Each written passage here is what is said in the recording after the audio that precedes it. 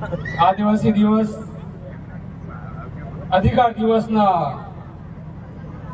ઉપલક્ષમાં આવેલા આપ સબ વડીલ ભાઈઓનો હું એક આદિવાસી ભાઈ હોવાના નાતે આપ सबનો हार्दिक स्वागत क्रांतिकारी जोहार करता हूँ। आदिवासी अधिकार दिवस એટલે હું આદિવાસી અધિકાર દિવસ એટલે એનો વિશે એવો હું અંશ છે કે આજે આપણે આદિવાસી અધિકાર દિવસ ની ઉજવણી કરીએ। આખી દુનિયામાં લગભગ 37-38 કરોડ આપણા આદિવાસી ભાઈ છે। કેટલા? 37-38 કરોડ, 40 કરોડ ને લગભગ આપણા આદિવાસી ભાઈ છે। પણ આપણે ગામડામાં ક્યારેક લાગે કે આપણું આદિવાસી છે એ એટલે નહીં લાગતો કે આપણે બીજાને કેવા પર ચાલી રહ્યા છે।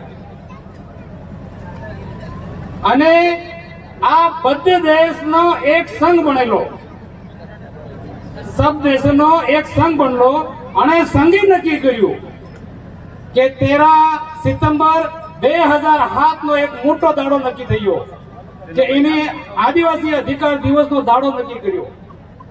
અને દાડો નક્કી કરતી વાળા આપણે સબને આના દાડો નક્કી કરવામાં લગભગ 144 થકી 145 દેશોએ સહમતિ આલી।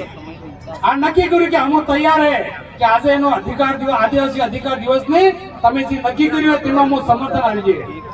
કેટલા દેશોએ? 144 દેશોએ। આ કઈક નાની નાની વાત એવી છે કે જે આપણે જાણવી જોઈએ, કેમ કે અગર આપણે આ વાત નહીં જાણવું તો પેલે કહાવત વાળો થાય કે કાં ગયા હતા તે પતો નહીં, હું લઈ આ કોણ નડે, હું કીધું તું મને સાંભળ્યું જ નહીં। આ વાત કરતા કરતા આપણે વહરો વીતી ગયા। આપણા બાપ દાદા પરેશાન થયા, પછી આપણા કાકા બાબા પરેશાન થયા, હમણાં આપણું પરેશાન થઈ રહ્યા ને આવા વાળા સમયમાં આપણે શું પરેશાન થાય। પણ આપણો જે અધિકાર છે કે એને આપણે જાણી નહીં શકીએ। આપણી સંસ્કૃતિ, આપણું પહેરવણું, આપણું ઉઠવું બેહવું, આપણો રીતિ રિવાજ, એની માંગ શું હોય? આ જે ચીજ છે આ હંગળું કરવાનો આપણને સંયુક્ત રાષ્ટ્ર સંઘ જે અધિકાર નક્કી કર્યો એનો કરાર કર્યો આપણા હાથે કે બીજી આની દુનિયામાં જેટલી બીજી જાતિ છે જણા તરીકા થકી એ જીવે છે, જણા તરીકા થકી એ કામ કરે છે, એવો ને એવો અધિકાર તમારા આદિવાસી ભાઈઓનો પણ છે। અને એટલો મોટો અધિકાર હોવા છતાં આપણા આદિવાસી ભાઈ આપણને એકલો મહેસૂસ કરે। આપણા આદિવાસી ભાઈ આપને ખોખલો મહેસૂસ કરે કે મારા થકી કઈ નહીં થઈ શકતું। આપણા બાપ દાદા જીવતા ઘણા સારા કર્તવ્ય કરતા આનો ઘણો અનુભવ હતો। પણ જેમ હમણાં એક અમારા જમાઈ સરપંચ સાહેબે ફેરકાર ઊંડીવાળાએ કીધું કે આપણે હું કે ટક અલગ કરી દીધી પીડી, કઈ નહીં વોટ્સઅપમાં સ્ટેટસ ચલાડવાની, ફેસબુકમાં વાળી વાતીજી છે એને કે આપણો તરીકો આપે ચેન્જ કરી દીધો। અને આપણો તરીકો ચેન્જ પહેલો કરાયો है।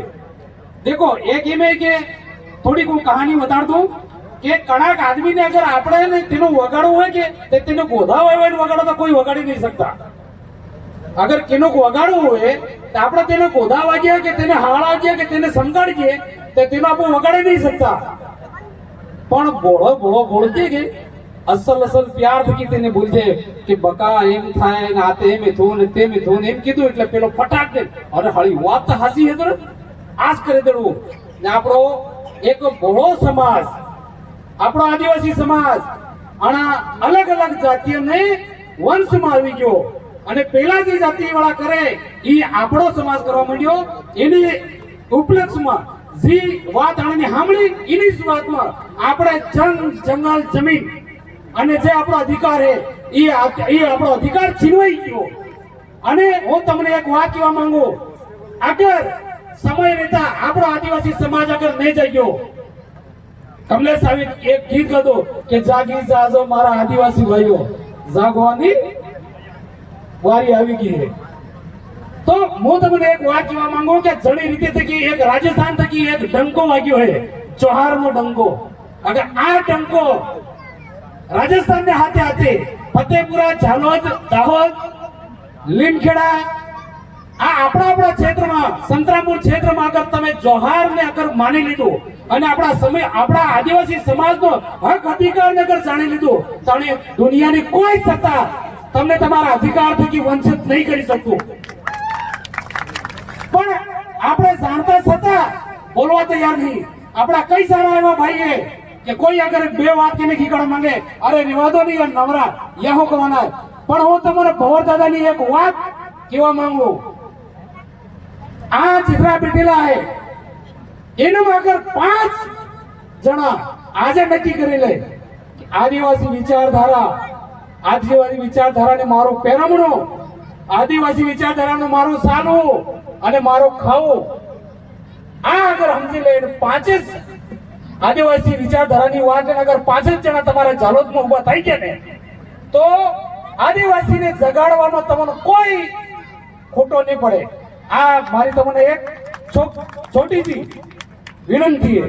5 આપણા ભાઈ આદિવાસી ભાઈ જાગી ગયા ઝાલોદમાં, તો આવવાના સમયમાં તમને આદિવાસીને જગાડવામાં કયો ખોટો મને નડે. આપ સબ મને સાંભળ્યો વાત ઘણી કહેવાય, પણ હું કે ક્યારેક માઇક હાથમાં હોય જાય કે તે થોડોક આપણા આપમાં જોશ ભરાઈ જાય તો ઘણી સારી વાતે નકળી જાય. એટલે આપ સબને મને આવા બાદ સહકાર આપ્યો, બોલવાનો મોકો લ્યો. આપ સબ સમસ્ત આયોજન કમિટી